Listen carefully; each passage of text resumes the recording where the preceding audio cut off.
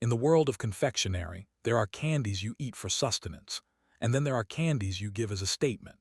For over 4 decades, one gilded sphere has stood above the rest, sitting on coffee tables from Tokyo to New York, a universal token of hospitality. It is Ferrero Rocher. But behind the crinkle of gold foil lies a saga of post-war ingenuity, family tragedy, fierce privacy, and the alchemical transformation of a humble hazelnut into a symbol of luxury. To understand the Rocher, one must travel back to the misty hills of Piedmont, Italy, long before the gold wrapper existed. The story begins in 1898 in the town of Alba with the birth of Pietro Ferrero. He was a man of the earth, a baker with a confectioner's heart, but he entered adulthood during a time of great turmoil. When Pietro founded his company in 1946, Europe was in ruins.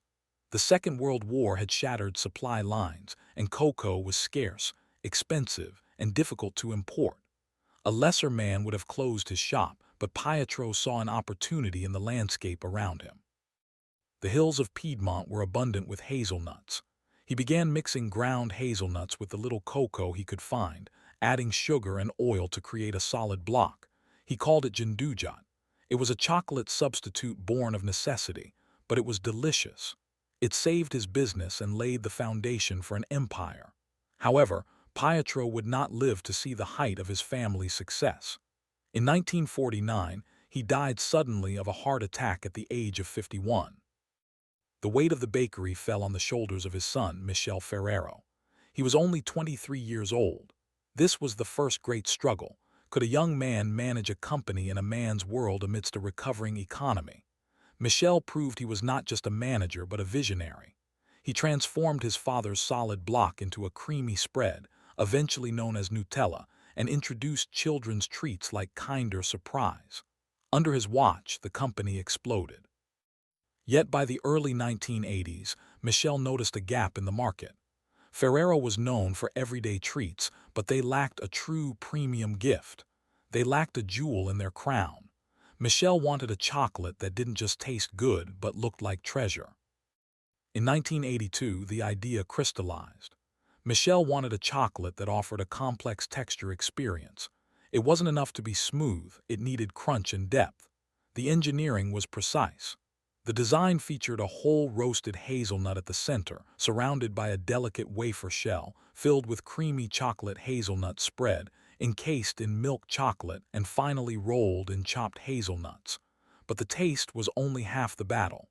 It needed to be dressed. Michele chose gold foil, a specific shade that caught the light like jewelry. He named it Rocher. In French, it means rock or boulder, referencing the shape, but there was a deeper sentiment. Michele was a devout Catholic, and it is widely believed the name also paid homage to the sanctuary of Our Lady of Lourdes, which stands upon a rocher, a rock. When Ferrero Rocher launched, it didn't just hit shelves, it hit the cultural zeitgeist. In the 1990s, the company launched one of the most famous advertising campaigns in history, known as the Ambassador's Party. The commercials depicted opulent gatherings, tuxedos, and gowns. The message was subtle but powerful. You don't buy Ferrero Rocher for yourself. You buy it for the host. It became the default gift for dinner parties and an essential decoration for Christmas trees. By associating the chocolate with celebration and hospitality, Ferrero created a tradition.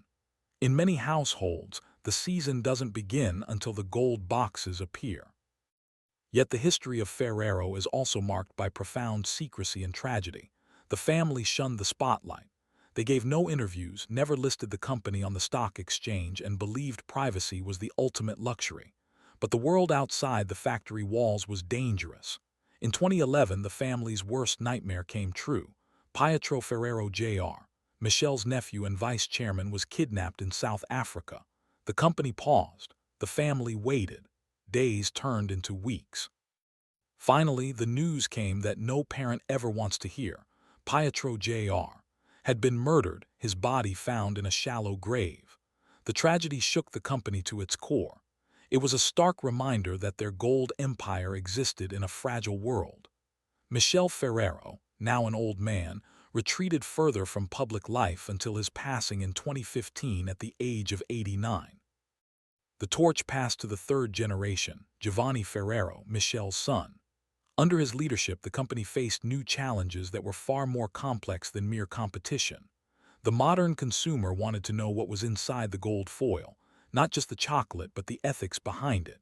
Critics attacked regarding palm oil sourcing and hazelnut labor practices, alleging child labor in the supply chains. Giovanni had to make a choice: hide behind the family veil or step into the light. He chose the light. Ferrero responded with transparency initiatives, committing to sustainable sourcing and child labor-free supply chains. But as Giovanni looked to the future, a new existential threat loomed, one that no amount of wealth could simply buy away.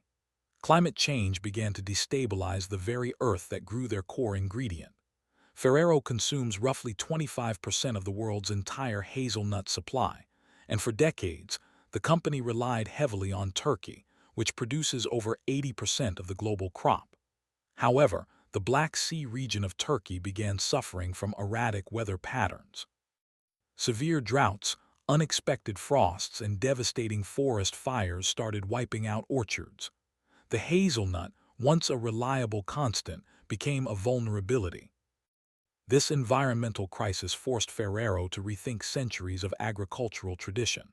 They could not simply buy more nuts. The trees themselves were struggling to survive.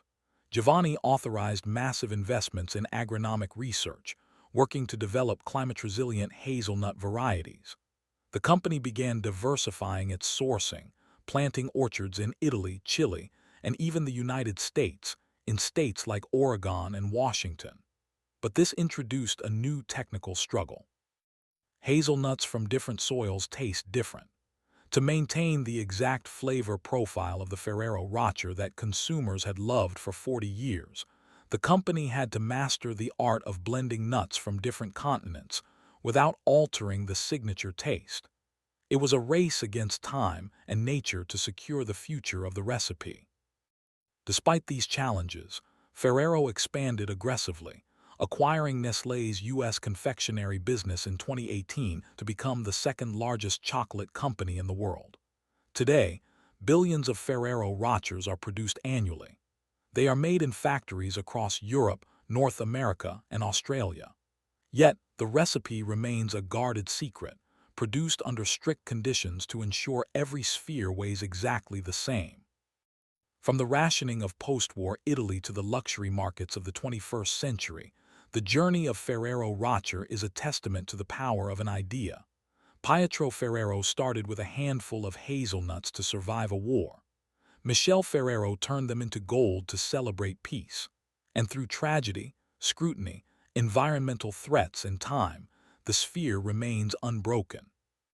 It is a simple nut with a complex history, wrapped in gold, continuing the legacy of the Ferrero family one sphere at a time.